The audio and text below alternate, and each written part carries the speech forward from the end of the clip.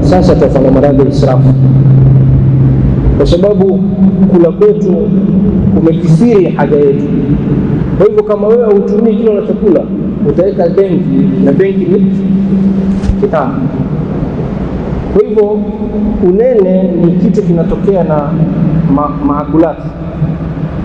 So tumemaliza pressure, sukari, sasa tunakwenda vyakula ambao hapa Mombasa ni katika tabu yetu kubwa sana. Mpaka mimi mwenyewe pia saa ingine ni ngumu jihadu nafsi, kwa sababu katika vyakula mlo wa kisawasawa, sisi mara nyingi tukipakua sahani tupakua kama mlima, sio wa Kilimanjaro. Mwanzo ile mkosi, cha pili mchuzi tunyunyika kama ni kofia kwa juu. Ule mchuzi unkaangwa na mafuta,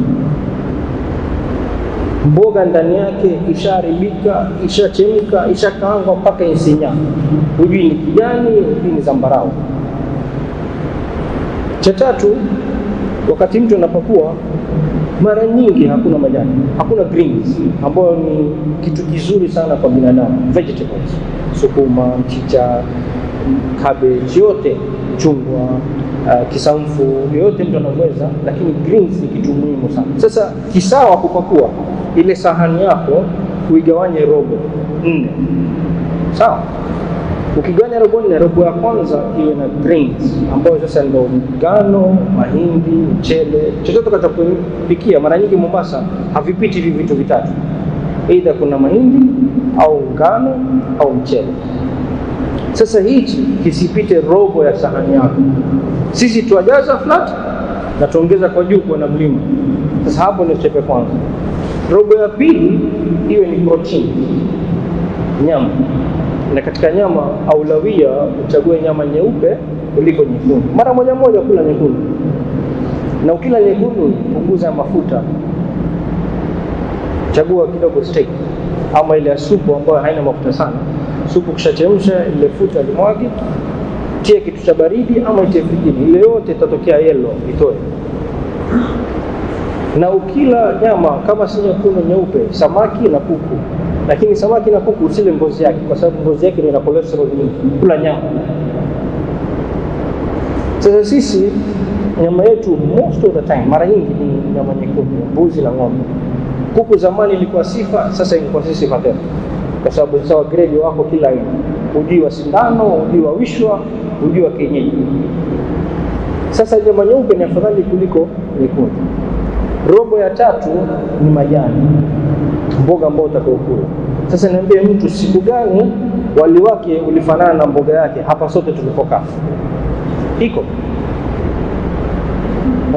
Siku gani mtu wali wake aliyokula wafanana na mboga aliyokula? Kiwango ni kidogo sana. Anayekula mchele, anayekula sima, mirundo, alafu achochea hapa. Au ndio kwa mbali. Tena kile kizidi mboga, unaonekana kile wewe wazidi ufakiri. Na mgeni akija, atotokeaje mboga bwana? Hujamheshimu bwana, mwekee manofu. Ndio tabia yetu. Robo ya 4 ni matunda. Sasa sisi hakuna siku matunda yetu yanafanana na wali wetu. Hakuna siku matunda yetu yanafanana na mboga yetu, wala hakuna siku nyama yetu inafanana na mboga ama matunda. Kwa hivyo sisi mrundo ni carbohydrates, ambazo ni vitu vikisagwa mwisho ukaishia kwa sukari. Wengine waamini ukila sima wana nguvu kuliko wali. Hiyo ni itikada na culture za watu, lakini mwisho vikisagwa wote wa sukari kwa mwili. Isipokuwa tuita unrefined wheat, ni ule ngano ambao haujasagwa kwa mweupe. Kina mama wakenda madukani wachagua kwamba unga mashallah ngara mweupe, au mchele mzuri kiafya, si mchele mzuri kisura.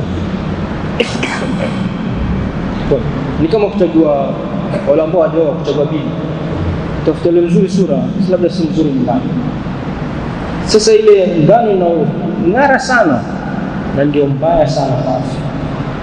Hata kuna hadithi kwa Sahih Bukhari, mmoja sema wakati wa Mtume alikuwa hawasagi kwa nyeupe, kuna kitu chaitwa fiber kwenye ile ngano. Sasa zaidi inaitwa whole grain. Ukienda kuna mikate mingine wacha hii brown, sasa hii mabekri mengine tatu kala kwenye mkate, but tunaita whole grain bread. Whole grain bread ni ile mkate ukiangalia unkamchafu na maganda ngano, yale maganda kama hakutoka vizuri ambakia ukila atafuna ile ndio mzuri. Lakini ukiangalia bakery, ukienda supermarket na hivi stars ile mikate ndio huwa imebakia hii meupe yote ishaisha. Chapati hivyo, hata ukila ambao ni mgonjwa, lakini hata ni katika chapati yani unga mzuri. Kwa hivyo kuchagua, kama utaweza kuchagua uchague whole grain zaandikwa, na mara nyingi inakuwa ni ghali kidogo kwa sababu ni nzuri. Ile ya kufanya haraka na makampuni kutolea unga mweupe ni rahisi kufanya kutengeza, kwa maana bei yake iko chini, lakini madhara yake ni mabaya, na hiyo ambao tutatumia sana Mombasa. Kwa hivyo kwa upande wa sahani, tukija chengine, karai latumika sana Mombasa. Mafuta kwanza ni kutia vitu kwenye karai, yale mafuta yakiwa mengi kichemka, kizungu wanaita deep fry, kwamba mafuta ni mengi, chakula ni kidogo. Shallow fry ni chakula ni kikubwa kuliko mafuta. Mafuta yanakuwa ni kidogo, alafu aidha nyama ama ni kaklesi ama nini yageuzwa, lakini hairoi mafuta, ile ni afadhali. Lakini karai ambalo limejaa mafuta utumbukize mpaka utoe, ndio watu wasikia raha, yale ni shida, kwa sababu yale mafuta yanabadilika wakati yanachomeka. Na ukiangalia milo yetu asubuhi, mara nyingi huwezi kosa kitu chatoka kwenye karai. Kama si hamri ni kababu, kama si kababu ni sambusa, kama si sambusa ni bajia, kama si bajia basi angalau viazi vya karai jamani. Kwa hivyo unapata mtu ana vitu vinne vitano vya sana mashallah milo, lakini yote imetokana na karai. Huwezi pata kitu kichemshwa ama kinchomwa ama kutoka kwa oven au makaa mara nyingi. Na siku hizi kwa sababu vitu vya karai vimekuja karibuni na vina usahali kupika. Zamani ilikuwa tu kila biriani yaanza kupikwa usiku, watu wakatakata, wakanga vitunguu, tomato za tio pole step by step. Siku hizi ni kila kitu haraka kama WhatsApp. Mama ingia wana wa biriani tayari. Wafanya nini? Vitunguu tio kwenye mafuta kama sambusa, watolewa. Viazi watiwa tena kwenye mafuta kama sambusa, watolewa. Tomato za kaanga, zingine za blendiwa. Kuku yatiwa pia kwenye mafuta alafu yatolewa. Baadaye yanatengenezwa ile chuzi, masala, tomato, ndio alafu sasa vitu watiwa. Kwa hivyo wanao mashallah kwetu bwana biriani ichelewe. Kweli biriani ichelewe, lakini vile vitu tunavyovichukua kutoka biriani vingi vina uzito ambavyo baadaye yanaleta shida afya. Kwa hivyo kiazi si kibaya, nyama si mbaya, vitunguu si mbaya, lakini tunavyovitayarisha ama njia tunavyovitayarishia ndio mbaya, ambao sasa baadaye yaja yanaleta shida. Sasa kwenye vyakula ni upande wa unga, sukari, unga, mchele, mahindi. Kwenye nyama zetu tupunguze, tutumie nyeupe zaidi ambayo samaki na kuku. Kwenye mafuta hebu punguza, chemsha, steam, grill, barbecue. Lakini kwenye barbecue mara nyingi ukichoma, watu wanaokula nyama kuna sehemu za nyeusi za ungua, sio kama mtu ashapeleleza, hasa ikiwa na mafuta yale yellow, ukichemka mpaka yatona, mtu kwamba ukiona vile ndio asikia au mazuri. Kweli ni tamu, lakini athari yake ni kubwa, kwa sababu zile nyeusi zinazochomeka, ile nyama au mafuta yabadilika chemical, vitu vilivyoko pale vibadilika, na vile vitu ndio baada ya muda valeta cancer, vaingia kwenye mwili hajajua vitu kama vile, havijazoea. So vile vitu venda vaathiri cells za binadamu, ndio baadaye mambo kama cancer nazidi. Kwa hivyo katika kuchoma, ukipata kuna sehemu nyeusi zikati ama ile patu usile, kula chenyewe. Ukichemsha ni sawa, ukisteam ni sawa, lakini kitu cha karai ipunguzwe. Ni vita vikubwa kila nyumbani useme tuache karai, utasomewa sana.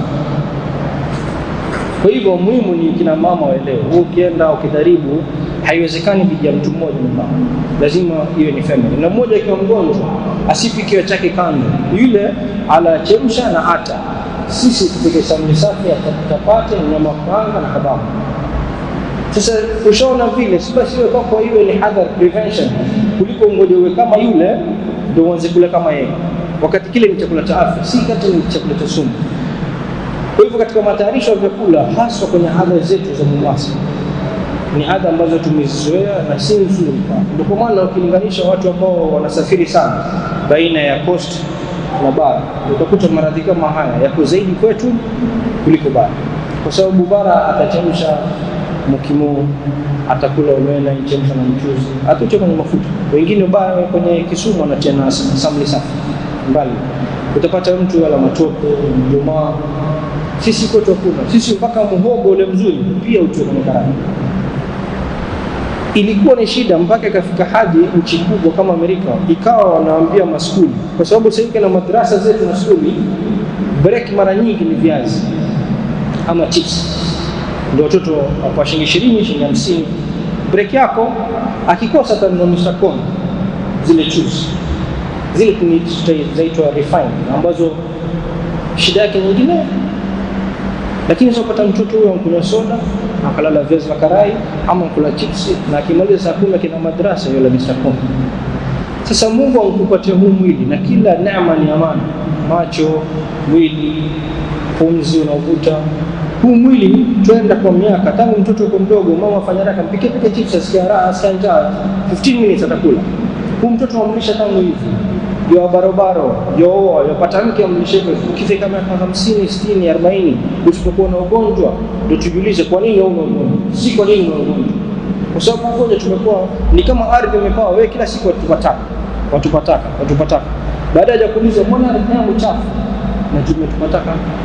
Sasa kuna vitu ni sisi wakati tuwalea watoto wetu umkinge na haya mambo. Sasa ni ngumu, kwa sababu picha zinazoonyeshwa kwenye cartoon kwenye mabarabara ni mtu anayekula baga ndio yapendeza, mwenye shida ndio yala mchicha mama la sukuma. Kwa hivyo mentally, kiakili, anayekula chips na sausage na kuku ama baga na pizza ana raha kimaisha kuliko yule anayekula vyakula ambavyo sisi tunaviita vya kienyeji. Mimi siungi jina la kienyeji, mimi naunga vyakula vya afya, kwa sababu kivita vya kienyeji sikizi kila mtu akimbia ukienyeji, kila mtu anataka modern life, kutembea kisasa. Lakini si vitu vingi vya kisasa ni vizuri kwetu. Hizi ni shortcut ambazo baadaye tutakulipa madhara, kwa sababu hakuna kitu rahisi kama kinga. Ni very cheap kupunguza sukari, kula vizuri. Utakuja fika wakati bili yako ya mwezi kula dawa ni 5,000 mpaka 10,000 tembe tu. Na usema daktari si mbaya kupata tembe 5, ni kwa sababu kuna 1-2 za sukari, 1-2 za pressure, 1-2 za cholesterol.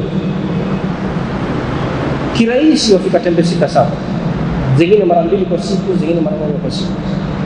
Lakini hizi ni athari ya miaka mingi, hii si kitu cha siku moja. Kwa hivyo tumetaja sukari, tumetaja pressure, tumetaja vyakula.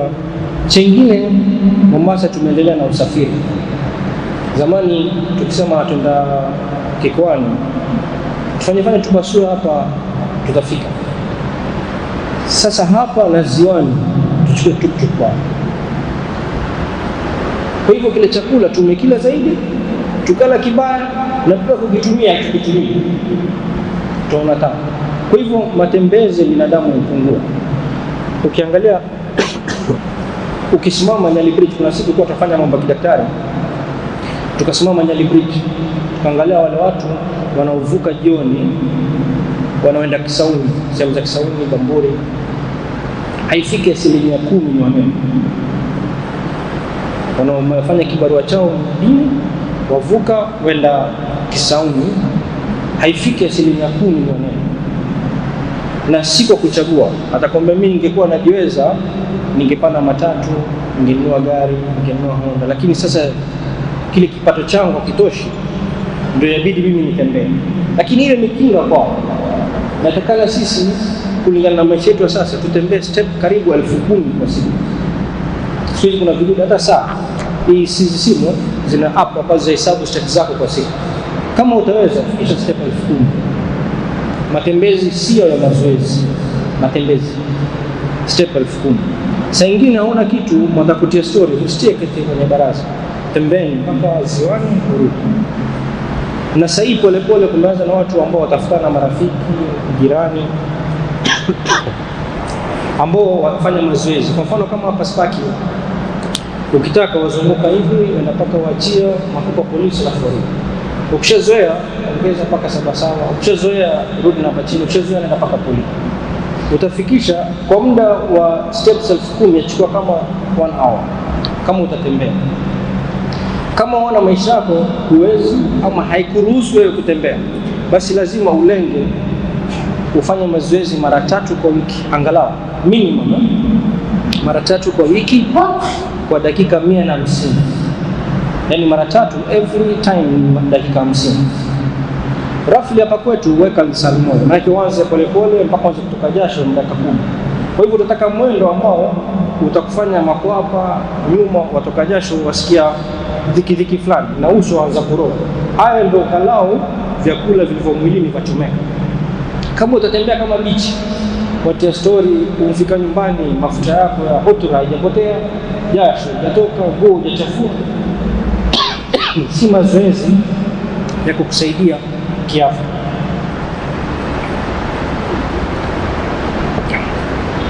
Kama mtu anaweza azidishe zaidi hiyo. Hiyo ni minimum akal. Usiweke hiyo ni target yako maximum. Kwa mfano kuna mtu alikuja kwangu akaniambia, lakini Mtume anasema sallallahu alaihi wasallam kwamba ukila thuluth iwe ni chakula, thuluth ni hewa na thuluth ni kinywaji, maji. Lakini hadithi yatoja huku mwisho. Huku mwanzo kuna mtu anasikia hadithi.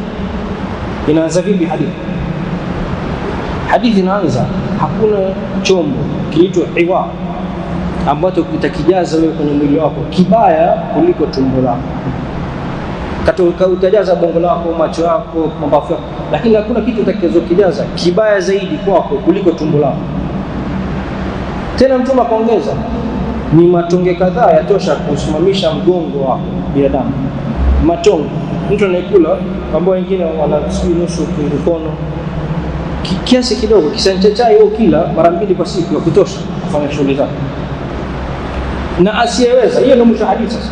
Asiyeweza afanye thuluth chakula, thuluth kinywaji, thuluth hewa.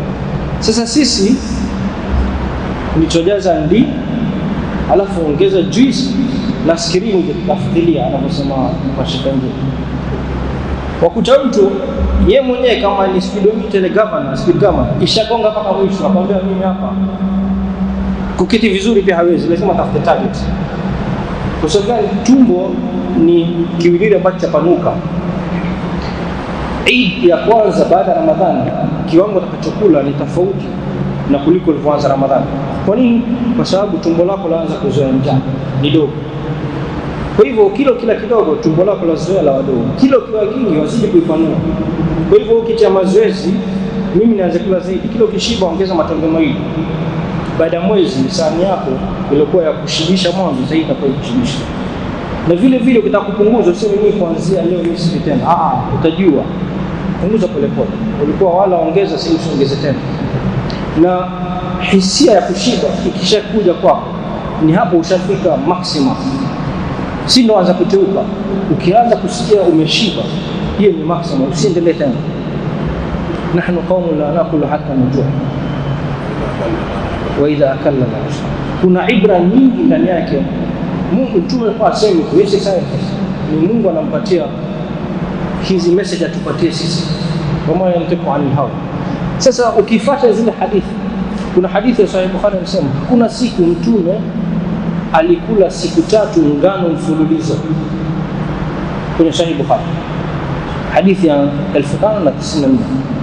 Hakuna siku Mtume ankula ngano siku 3. Sisi kila siku tula mabofulo. Mama kupika basi bofulo na siamu, bofulo na blue ngano. tena ngano nzima, si ngano refine yetu nyeupe. Hakuna siku 3 mfululizo. Na Mtume mara nyingi kwa chagua alale na njaa. Sisi tutakula mienendo yetu ya hapa, tutakula baada ya Isha. Mtu kutoka na shughuli zake, ni kazi, ni dhurufu fulani, lakini mara nyingi dina yetu inakuwa ni baada ya Isha. Sasa ushasali saa 2 ukarudi nyumbani mmpeti binusu kupakuliwa 3 kasorobo, ukimaliza kula 3 na robo 3 nusu, uketi kidogo haijafika nusu saa utaenda kulala. Hivyo kina kulala tumbo limejaa. Kile chakula kitumii, ile sukari yote ndani. Kwa hivyo mwili unakuwa na sukari juu sana wakati ukilala. Ndio kwa maana afadhali ushibe vizuri wakati utaenda kwa shughuli zako, utatoka jasho, utatembea, utaketi, utabeba, utafanya. Ni vizuri zaidi kuliko kulala wakati umeshiba. Kwa hivyo kwenye mazoezi tujaribuni mahali ambapo waweza kwenda na mguu. Leo wanaziwani ni mbali, ukitembea kesho utaona majengo si mbali. Ukizoea majengo utaona stage ya Marekani si mbali, Koja si mbali, Lebanon naweza kwenda mpaka town kizoea karibu. Kwa hivyo ni kujizoezesha kutembea. Na ukitembea zaidi ni afya zaidi. Kuna watu wengi ambao wanajua target yao ni hizo step 10,000 kwa siku. Kwa hivyo kwenye mtu mwenye saa yake ambayo za kuhesabu ama simu yake ataweka hapo, alenge either step 10,000 kwa siku ama ufanye mazoezi mara 3 ya dakika 50 kila mara moja. Na ni vizuri zaidi usigawanye kama Jumatatu, Jumatano, Ijumaa. Ni vizuri zaidi. Kwa hivyo tumetaja mazoezi, pressure, sukari na vyakula. Zaidi ya hapo mengine ni ulevi ambao sitaji sitaraji kwenye halaka kama hizi, kuna utumiaji, lakini hakuna ulevi kidogo ambao ni mzuri. Kuna watu wengi kwa wanasema mild alcohol ama red wine ni nzuri. La, hakuna uzuri kwenye pombe. Hakuna uzuri kwenye pombe. Hata yule anayetumia glasi moja si kidini, kitakwimu zao ana madhara kuliko yule ambaye hatumii. Kwa hivyo mtu wote mwenye ulevi, kama una rafiki, ndugu, jamaa anatumia, hakuna ulevi unaosaidia hata kidogo. Chengine ni kwamba watu katika kuishi kwao, ambao ni si kazi ya sasa, ni kazi ya serikali, ni kujaribu kuboresha mazingira. Kwa mfano, watu wanaoketi nje ya mji wana afya nzuri kulingana na vipimo kuliko wanaoketi mjini. Dosmizi utasiwazuma kiritaya atafuta ploti mbali, kwa sababu utapata upepo mzuri. Hapo ukisimama pale nje, tuktuk ngapi, kanta ngapi, magari ngapi atoa moshi. Ule moshi enda kama si kwenye pua zetu na vifua vyetu. Lakini mtu anayeketi Kambala au Msambweni atapunga upepo mzuri, au na moshi, au na sewage, au na nini. Kwa hivyo inaonekana watu ambao wameketi kwenye miji mikubwa kama New York, Beijing, hewa imechafuka. Watu kama hao maradhi ya moyo, baridi, stroke na cancer highest. Kama utaweza basi.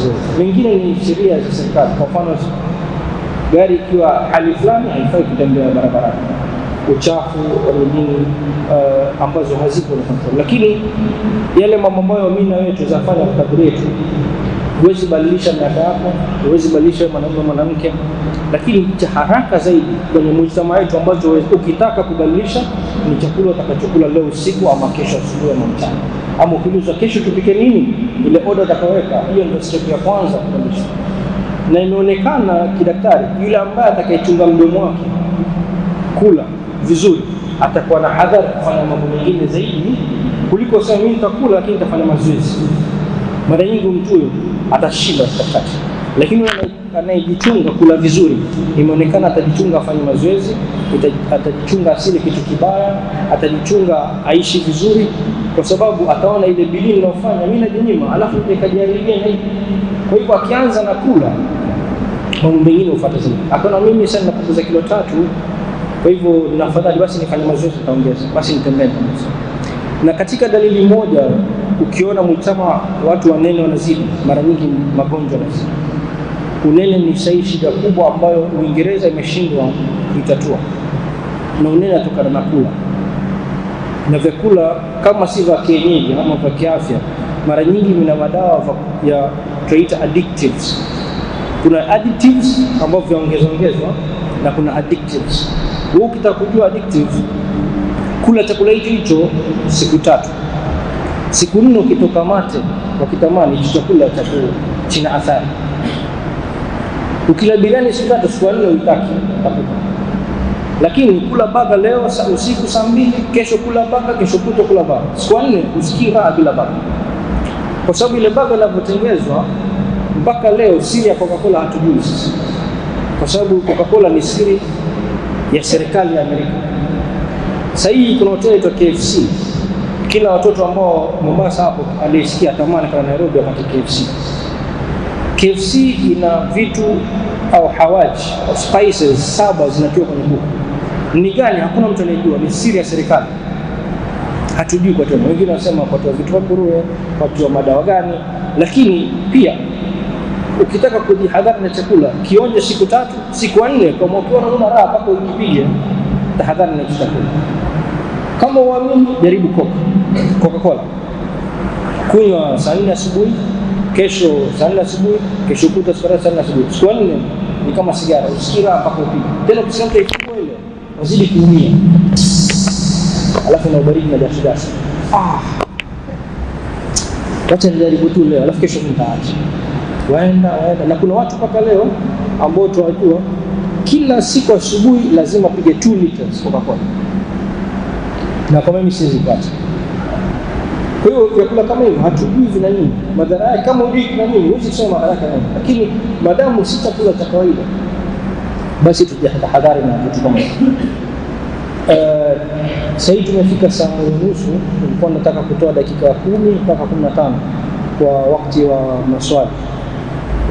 Mtu wote ambaye atakayokuwa na maswali inshallah tutaweza kueleza. Kwa hivyo tutamalizia na maneno 4: sigara, sukari, vyakula na mazoezi. Hizo ni tahadhari kubwa. Kama watu watashika na mambo, kuna guarantee ya kidaktari 80% ya magonjwa ya moyo yatashuka. Hatari sasa kwetu nini? Haya magonjwa 70% ya wagonjwa wote duniani wako third world countries kama Kenya.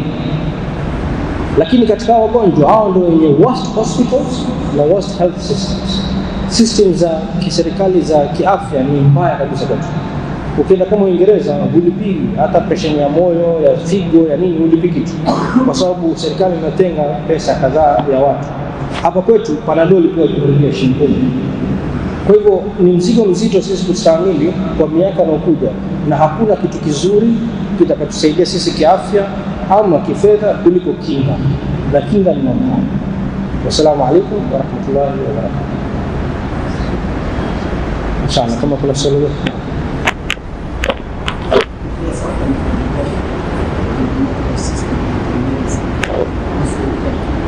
Anasema kama mtu ana pressure na hatumii dawa, pressure inamaanisha above 140 na hatumii dawa, effect yake ni nini? Effect ya pressure kwa haraka ni viungo macho, figo na moyo. Kwa hivyo mtu ana pressure then suddenly alikuwa pumzi zinabana, mpeleka hospitali hapo lazima dialysis. Yule daktari akikuona kutia dialysis, la ni wewe umekuja hali yako itaji. Sasa mtu wote akija kwangu na pressure, yeye ni pressure iko juu, lazima nimwangalie macho, nimwangalie moyo, nimwangalie figo. So athari zake ni heart failure, moyo inakuwa weak, kidney failure, figo zaacha kufanya kazi, na blindness, kupofuka. Mtu atasema sasa sioni vizuri, tafute miwani, usiku sioni, baadaye yaanza kupofuka. Kwa hivyo watu wa pressure lazima kwa mwaka mara moja tuangalie figo, moyo na macho kwa mwaka mara moja, na lazima utumie. Na kila pressure ikiwa juu, athari inazidi kukumaliza haraka.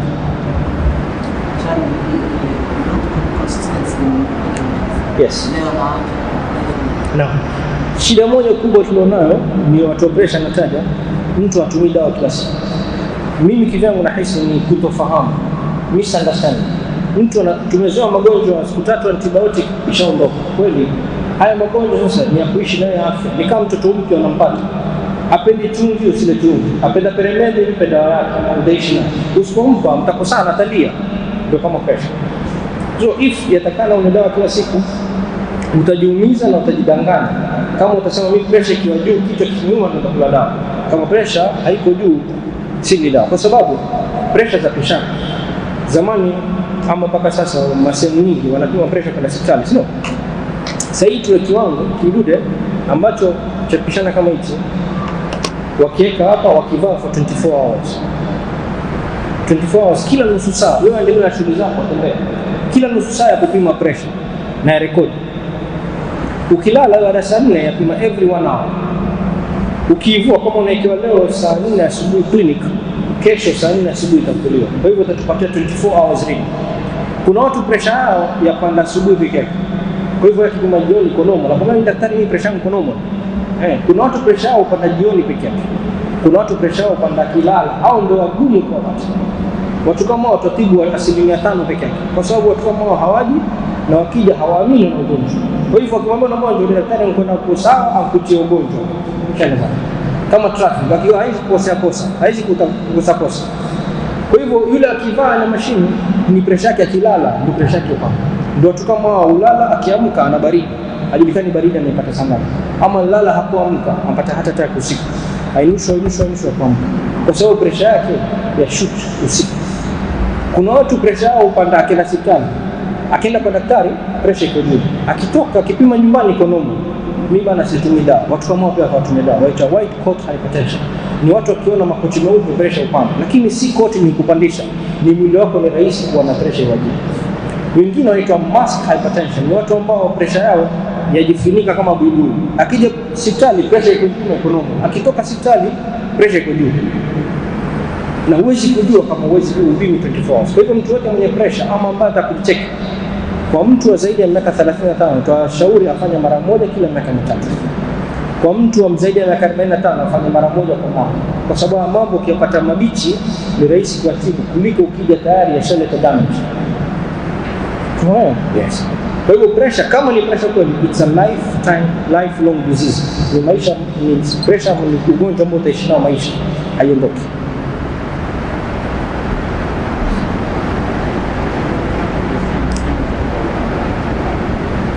Okay, anauliza signs za heart attack. Signs za heart attack, tumezoea movie mtu ajishika hivi anaambiwa na heart attack, sio? Wenye sign hiyo ni 40%. 40% kwa chauma kama vile ilivyozoea kwenye picha, sinema, advertisements. Lakini kuna 60% hawana kifo kubwa. 25% ya heart attack alama ya kwanza ni kifo. Anajulikana kufanya postmortem. Kama mtu yuko sawa pana anakufa kufa.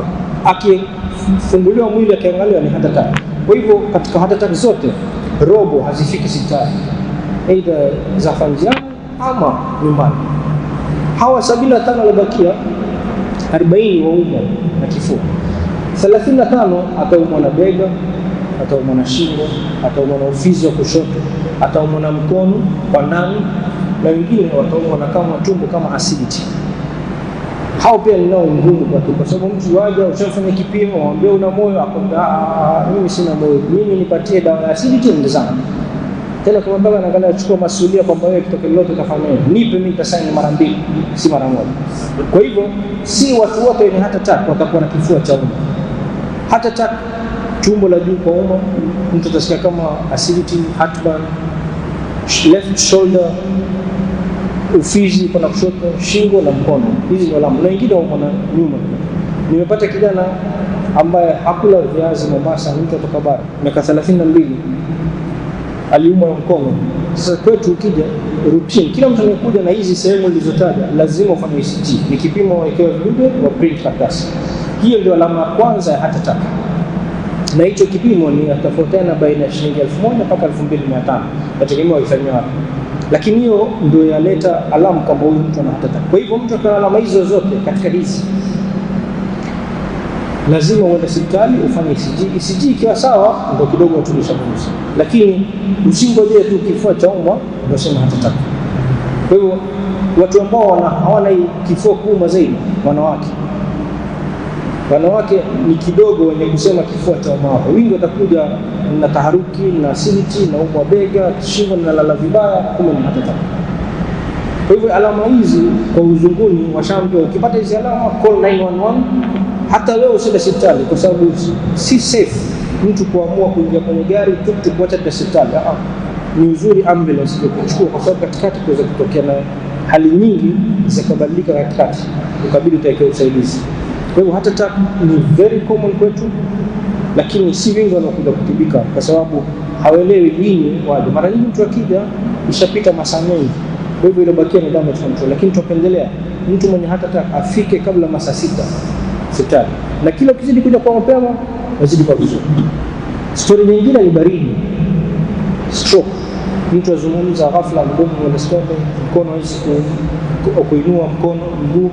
Wale watu golden chance ni 4.5 hours, masaa 4.5. Sasa hivi kuna dawa nzuri ya kuyeyusha ile koti, lakini candidate wa hiyo lazima iwe imefika hospitali 4.5 hours. Hiyo hospitali ya maisha umfika, uko na daktari, ukapewa kipimo, ukamaliza. Sasa hiyo shajulikana na ugonjwa ndio kwa hiyo daktari, upa hiyo dawa ni 4.5 hours. Kwetu chini ya 5 wafika kwetu kwa 4.5 hours. Haswa mshtama ya Kiislamu, mara nyingi mtu anakaa anasema kunywa maziwa, funga kwenye chumba cha giza, mpake mafuta. Baadaye mtu anafika kwetu, huwezi kumsaidia. Ni pressure iko juu, utamfikisha pressure, ataweza kupaliwa, utamwekea tube asipaliwe, lakini ile golden chance umemisi. Na ukipata golden chance, mara nyingi mtu anakuja hospitali haongei, hana kilele, akitoka kwa kudra ya Mwenyezi Mungu Subhanahu wa Ta'ala, si maajabu ya daktari. Mtu yatoka zungumza, atembea kama mama hajapata baridi. Ilifika wakati paka kuna gonjwa mwingine akatuambia tatushtaki, wakasema hajapata stroke, sisi tunamtumia dawa na yeye aona sivyo na vipimo. Kwa sababu gani? Amezoea mwenye baridi atakuwa haongei, hainui mkono, hatembei. Lakini vipi yeye baada ya siku 5 siku 7 atoka hospitali yuko sawa kama hakupata kitu? Lakini ni kutofahamu pole kufahamu, watazidi hospitali mapema na ukimbilie mahala ambapo yatibu haya mambo.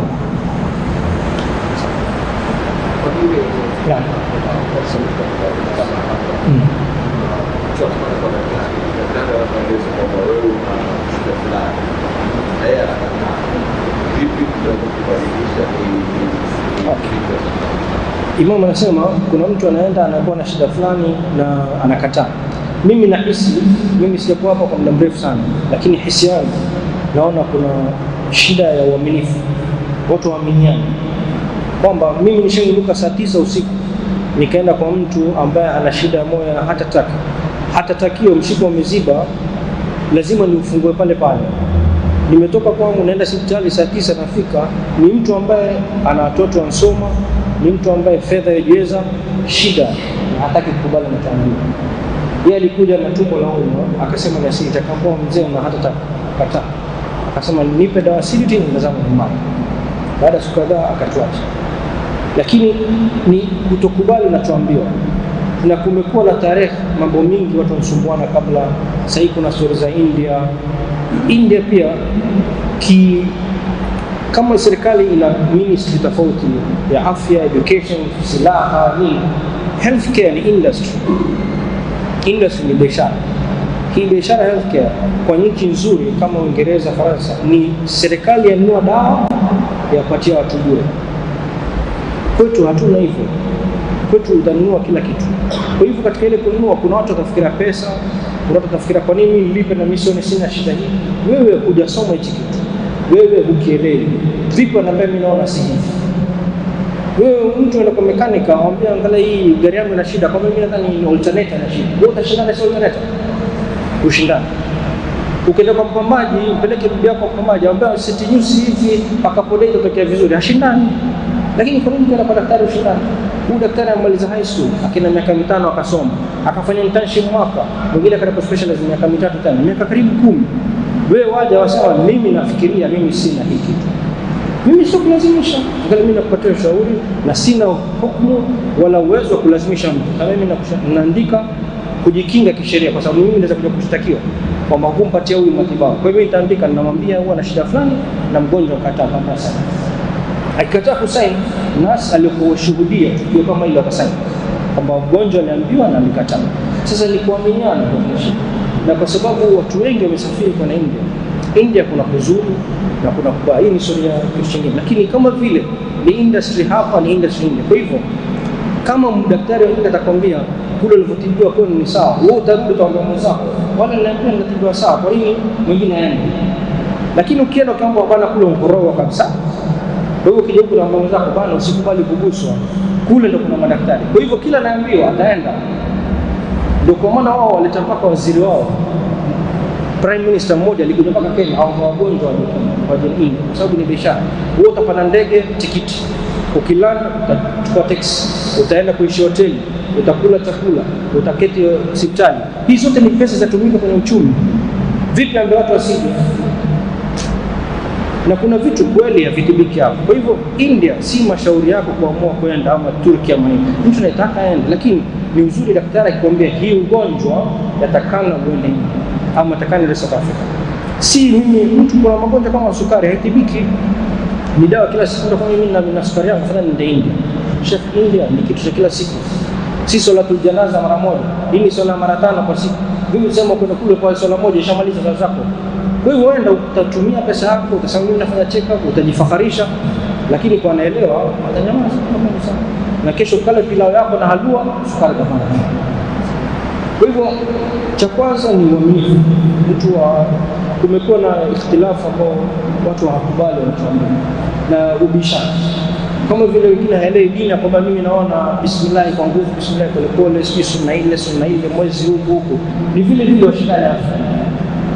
Mtu hakusoma dini, huwa shida na shekhe nini, usikize tu. Tena mtu akwambia bure, hakukuchaja tafsiri kwenye khutba mkopi. Wewe ndio unashida toka pale nje za shekhe. Mimi nadhani shekhe alifasema sifa. Kwa soma nini hata ushindane naye. Na kila kazi na watu wake. Mekanika na kazi yake, mwalimu ana kazi yake, ustadhi ana kazi yake, daktari ana kazi yake. Wewe ukijaribu kuingia kazi yako, wewe fanya biashara ya mafuta, waje kusema huyu mwalimu afundishi vizuri. Wewe unajua nini? Kwa hivyo ni uzuri kila mtu apewe nafasi ya kufanya kazi yake. Na polepole nataraji inshallah hii uaminifu utazidi kuongezeka na ile dhana mbaya. Hatusemi hakuna makosa, iko makosa, lakini si vile watu wanavyosema. Na watu kizidi kufanya kazi pamoja, tutazidi kuona makosa kwa wapi turekebishe.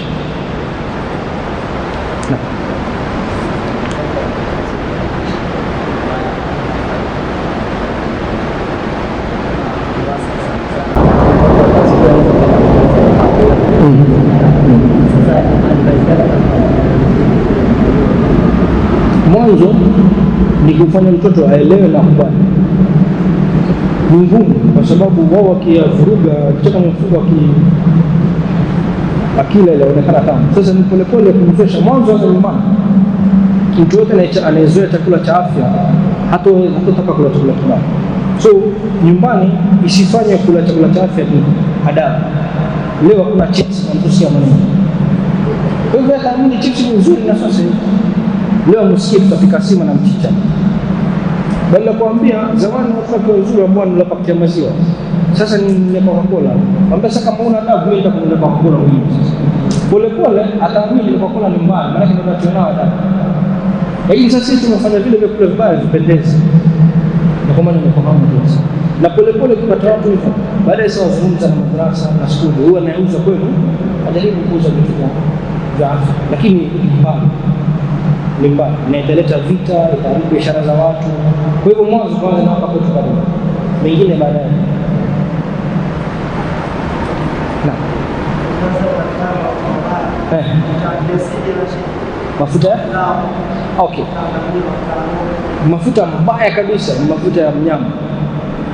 Ya kondoo, ng'ombe na ngamia. Mafuta ya mnyama, animal fat ama samli safi, ghee. Okay, kama chapati tunatumia sana samli safi. Wa Somalia wanatumia kwenye kitu cha hapa nyingine. Wanacheza sana wanakula na anjera. Hiyo ni tabu kweli, lakini mara moja si mbaya tamu, lakini si kitu cha afya. So mbaya kabisa ni mafuta mnyama. Ya pili ni mafuta plant oils ya mimea. Kwenye mimea kuna daraja best ni olive oil. Sawa. Baadaye ndio yafuata corn oil na sunflower oil, ya mahindi na sunflower. Lakini test moja kujua mafuta mazuri yatie kwenye friji. Kama ni kweli mafuta ya mmea haigani. Kwa hiyo ukiona kwenye supermarket utapata label nzuri 100% corn oil 100%. Kama unataka kuja chukua chupa ndogo ya 500 ml kama 750 chef friji, ikiganda inatashusha. Ya ambayo ikamulika kikweli kwa sunflower ama ni mahindi haigani. Lakini sasa kibiashara vitu vatiwa bismillah. Na Kwenye mafuta mazuri ya chips. Ile kitu shaiba wewe kama ukiangalia utaona kwenye mafuta haya mafuta sawa ukiapikia ukiona chips wanao kwenye mafuta. Ndio kuganda sasa ndilo baridi gani ambapo si vizuri. Kwa hiyo ambapo haigani. Ambapo haigani. Nzuri. Lakini uangalie wakati sisi sufuria moto ikiganda yellow, chukua tu ile mafuta usipike, weke kwenye fridge low temperature, baridi. Ikiganda ni alama mbaya. Ni kama sukari hiyo ni asali space. Asali nyingi zito sukari. Katika vitu ambavyo Mtume anapenda ni halua na asali, lakini asali original. Sasa asali hizi zetu sasa za ugizi kutoka zamani, ukila asali original utajua nyuki ankula maua gani. Ni ankula karafuu, asali Zanzibar, ankula asali zingine za Yemen ni ankula mkunazi, kesi yake tofauti. Ankula bongamvili au nyuki, basi. Sasa hii ni sukari.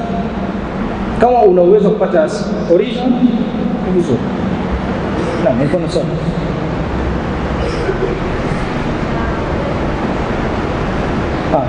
Auliza signs za pressure kushuka chini. Tumezungumzia sukari pressure kupanda juu.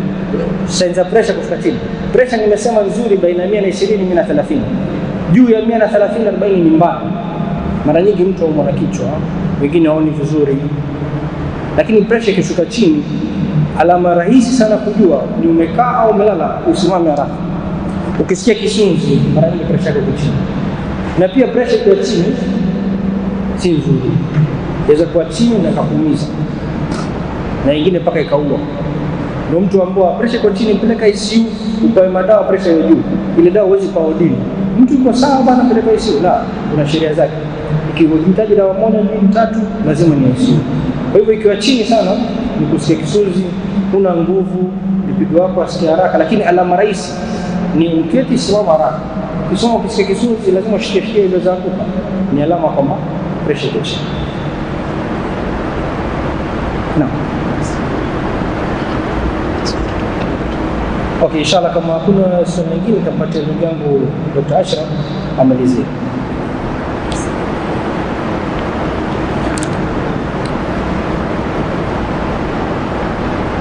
Assalamu alaikum warahmatullahi wabarakatuh. Shukrani kwa maelezo kuhusiana na maradhi ya moyo na jinsi ya kufanya kupunguza maradhi. Na katika mikasa ambayo tumepata siku hizi ni gharama za hospitali, na utakuta kila misikiti siku hizi michango ya kuchangia kulipa gharama za hospitali. Kwa hivyo wakati ni mchache, lakini tunataka kuelezea tu mada muhimu. Sisi kama Kenya Association of Muslim Medical Professionals tumekuja kulaumiwa sana kuhusiana na gharama za hospitali, kuhusiana na gharama za madaktari. Sasa tulikuwa tumekuja na njia ambazo tutaweza kusaidiana na Waislamu ili tupate kupunguza hizi gharama. Njia moja tumesema ni muhimu watu wajue kuhusiana na NHIF. Tunataka watu wajirejista na NHIF ili upate usaidizi wa rahisi, aidha kwa hospitali za serikali na hata kwa hospitali za kibinafsi.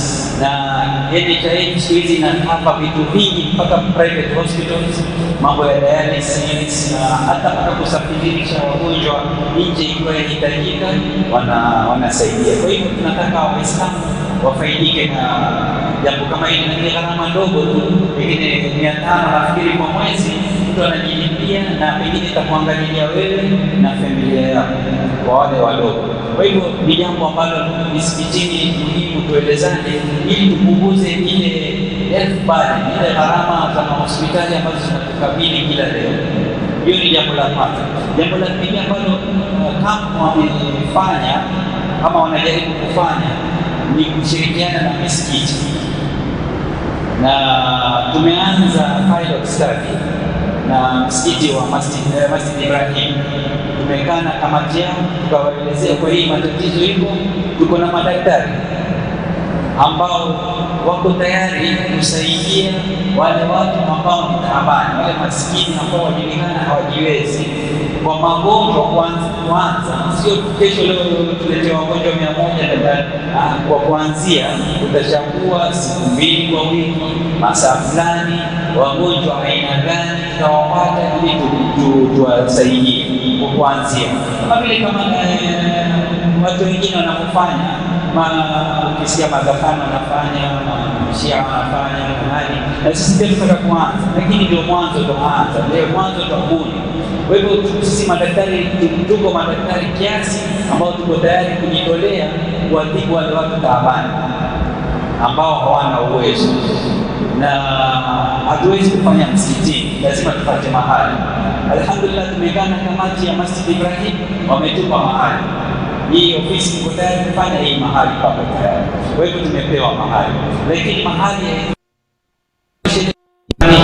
lazima kuwepo na vitu vya kutumia. Kama daktari akienda na vitu vyake, vifaa vyake vya kutumika, lazima kuwepo na matumizi. Una pengine madaktari watakuwa free, tutakuwa na nasi ambao watajitolea, lakini tutakuwa na cleaner atahitajika kusafisha na vitu gharama kama hizi.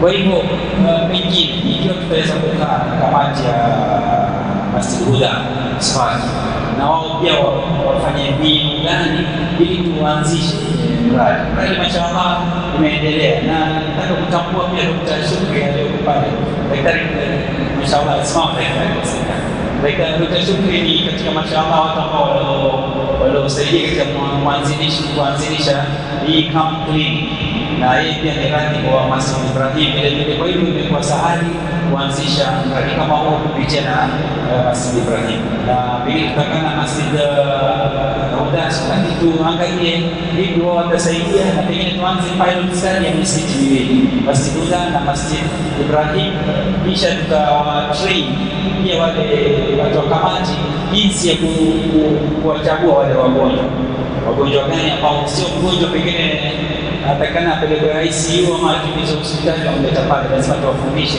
wale chronic cases, pengine mtu ana ugonjwa wa sukari hajiwezi, mgonjwa wa pressure, hana pesa za kutosha, pengine niko taabani, tuanze wale pengine polepole, na wajua sio kutibu peke yake, kuna gharama za lab test, x-ray pengine itahitajika, madawa na nini, lakini wacha tuanze hivi na consultation, na watu wakiona na hakika kwa wengine pia watakuja kusema pengine wataangalia upande wa gharama za lab, upande wa gharama za matibabu na vitu kama hivyo, ili na sisi pia Waislamu wengine ambao tumebakia nyuma pia na sisi tusonge mbele na tujiendeleze.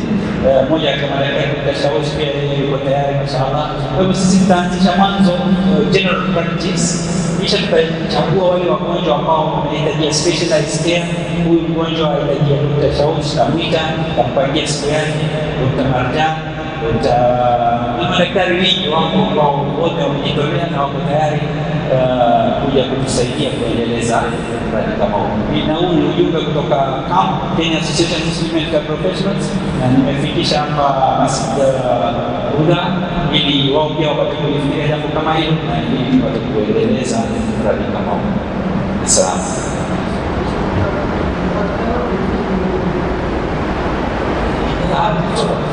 Dr. Muin ni Dr. Mshawishi kwa Aga Khan Hospital, ni daktari wa moyo mahususi. Dr. Shukri ni bado ni daktari wa serikali na yuko pale hospital. Mimi niko kisima kadara. Si kuna daktari mwingine alijua na kesi kutoka kwa kampu, nao ni vijana mashallah wanajulikana ambao wanachukua video na Global Health mashallah, wote tunashirikiana nao katika miradi yao ya vijana mashallah, very active. tunashirikiana katika kuendeleza afya na uzima. Tena kutambua darasani, inshallah darasani niko kwenye mazingira neema, ambapo afya na mazingira ni vitu ambavyo vimekujaliana sana, na tumeshirikiana sana katika miradi ya afya na mazingira pamoja na darasani. Bashira, unajua magonjwa kama vile kusema daktari, magonjwa mengi yanatokana na takataka na viwanda vinamwaga uchafu mwingi, chemicals zile mercury, arsenic, lead, zote zinamwagwa kwenye bahari, zikimwagwa pamoja na uchafu wa choo, zote kuingia. Kisha nani anakula kule? Samaki wale wadogo wanakula, samaki wakubwa wale, samaki wakubwa wanakula wale samaki wadogo. Sasa ile mercury aliyokula yule samaki unakuja kula wewe na unaathirika, unasikia mafigo yameharibika, ama mtu amepata kansa kwa ajili ya kula arsenic na vitu kama hivyo.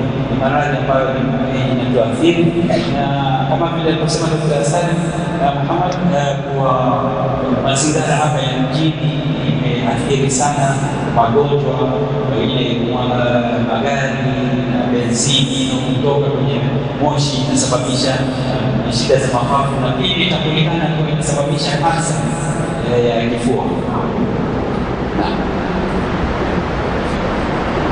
Subhanallah wa bihamdihi.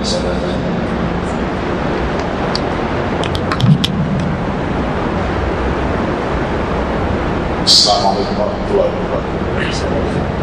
Kwa niaba ya Marati hapa msikitini, tungependa kuwashukuru ndugu zetu kwa juhudi hii ambao tunasema peta letu la neema, kwa sababu ingekuwa juhudi hii imeanza kitambo, nafikiri ingekuwa imejenga katika kujitama thika mzuri baina ya jamii yetu na wasomi wetu.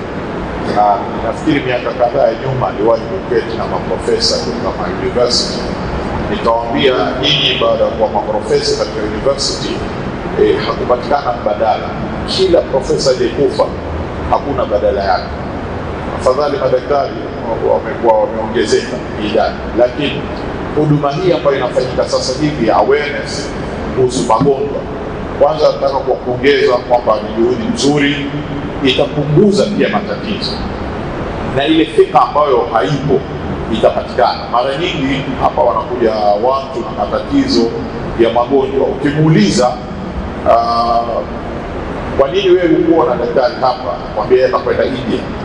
Kwa nini atakwenda India? Ni kwamba yeye amepata ile phobia ambayo ipo katika mjtama wetu kwamba madaktari wazuri ni India, na kama kwamba wa India hawafanyi makosa. Mimi sisemi kwa hapa kuna makosa. Matatizo yetu nafikiri hapa makubwa mimi ninayoona ni kuwa hakuna namna ya kuboresha zile huduma za afya katika hospitali za umma. Leo tutawapeni mfano mmoja. Mtu amekuwa rifani kutoka Lamu, ana matatizo ya moyo, ameletwa General Hospital. Ili amwone daktari, tumepoteza zaidi ya masaa mawili kupata ile faili tu, na mtu ameletwa na ambulance na ameletwa ICU. Kuinunua kile kitabu cha kuuzanya shilingi 20 hapa dukani, za shilingi 20 unakinunua kwa 100. Unakinunua kwa 100 kile kitabu. Waenda hospitali ya umma, ile kitabu unakinunua kwa shilingi 100. Siku kuinunua tu kwa shilingi 100, afadhali ingekuwa kiko tayari, ukienda kwa shilingi 100 wapewa, lazima utume kwa M-Pesa, ile shilingi 100 utume kwa M-Pesa. Pale kuna foleni ya watu zaidi ya 50, wote wataka kile kitabu, wote watumia peduli ile. Kwa hivyo kuna jam hata ile M-Pesa kurespond. Yani wewe watuma wangojea, yani madhila juu ya madhila ya kupata huduma, na aina ile huduma yenyewe pia is not that quality unaipata. Mimi ushauri wangu ambao nilikuwa nataka nyinyi kama madaktari pia mujaribu kuzungumza na county wale wahusika, kama ile organization yenu Muslim Doctors, ile organization yenu ijaribu kuzungumza na county, kama huenda hata kama ile percentage itakaorakibika ni 10%, Mimi sijui kwamba nyinyi mkizungumza na wao watajirakibisha 100%, lakini hata kama ni 10% ni bora kuliko kuacha wakafanya vile wanavyotaka. Kwa nini vile vitabu isio ukienda pale watoa shilingi 100 wanunua kitabu? Kule wewe ununua kitabu kwa shilingi 100, ukinunua kwenyewe pia ni madhila. Kwanza it's not worth to pay 100 shilling kwa kununua kitabu kile ambacho ni kama ile mabuku ambayo mtaani yauzwa shilingi 20, ununue kwa shilingi 100 na wewe umekwenda pale ni mtu maskini, huna uwezo. Sawa, ununue kwa shilingi 100. Kwa nini siwe tu kwa shilingi 100 unapewa resiti pale ukanunua? Kwa hivyo haya ni mambo ambayo ningependa pia muyafikirie namna gani hizi hospitali za umma maweza zile huduma ambao nyinyi mnataka kusaidia jamii. Mfano, sisi tunaweza kuzungumza na Chuda Hospital. Twaweza sisi kama msikiti tunao mfungamano mazuri na Chuda. Ile huduma ambayo daktari wenu wanataka kuweza kuja kutoa, twaweza kuwapatia sehemu pale kwenye Chuda na ile kwa siku maalum, mfano kwa wiki moja siku fulani, na wale wagonjwa tunawatengenezea kadi maalum wanaokuja ambao tumewascreen, tumejua hawa ni watu hali zao ni dhaifu na ni ugonjwa wa kutumia dawa kila siku, tukawapa kadi maalum badala sisi kutafuta pahali, na wakati pahali ipo. Si Chuda ni hapo tu, mtu anaweza kutembea na miguu, pia itakuwa ni mazoezi kama walivyosema, ile mazoezi itakuwa ipatikana badala ya kuwaelekewe mpaka hapa kwenye msikiti. Kwa hivyo pahali pa Chuda ipo, ni nyinyi mseme ni siku gani, sisi tutawapatia nafasi kwenye Chuda Hospital pahali pa kuweza kuja na vifaa viko kwa hospitali pale, ni kusema siku gani mweza kukaja. Kwa hivyo hii halina shida sisi kwetu. We don't need to find a place where the place is there. Hii ni pahali ya serikali na mimi niko katika board of management ya hospitali. Kwa hivyo nikienda tu ni kusema kwamba siku fulani kama madaktari watakuja kujitolea kwa wiki moja, siku moja, siku mbili, wale madaktari ambao wako tayari, hilo nafikiri halina tatizo. Yaweza kuanza hata kesho. Kwa kuna madaktari wa kujitolea, yaweza kufanyika, si jambo ambalo lina tatizo. Pahali pako, hospitali iko hapa karibu na tuweza kupata nafasi ya kutumia.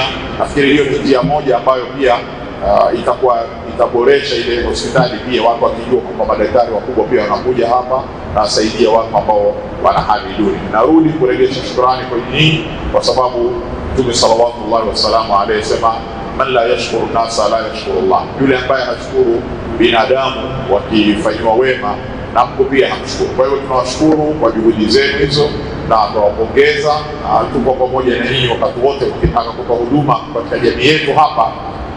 Tunao nafasi nyingi tu, hiyo ni moja. Pia hata Afya First tukizungumza na wao hawawezi kukataa kusema kwamba kuna madaktari wataweza kuja kusaidia watu katika jamii, ndugu zetu na watoto wetu, tunasali na wao hapa. Nafikiri pia nafasi nyingine iko. Kwa hivyo tuna facilities za kutosha katika sehemu hii ya hapa. Basi tu ni tupate tu shawisha tuambie kwa mwezi atakuja siku ngapi, basi na wale wagonjwa ambao yeye anawahitaji na aina gani, hilo ni rahisi kufanyika. Tuombe Mwenyezi Mungu Subhanahu wa Ta'ala, kwa sababu man asda ilaykum ma'rufan fakafi'uhu, mtu akiwafanyia ihsani umlipe kwa ile ihsani yake. Kama hamwezi kumlipa basi muombeeni, sisi hatuwezi kulipa. Najua ile masaa ambayo uliondoka Khani kule, kama ulikuwa unataka senti ungetengeneza senti, lakini umeacha masaa yote hayo. Kwa hivyo sisi hatuwezi kukulipa, kwamba tutakulipa, lakini tutakuombea Mwenyezi Mungu. Na nadhani kwamba dua ya Waislamu kumwombea Muislamu mwenzako ina baraka. Kwa hivyo tuomba Mwenyezi Mungu Subhanahu wa Ta'ala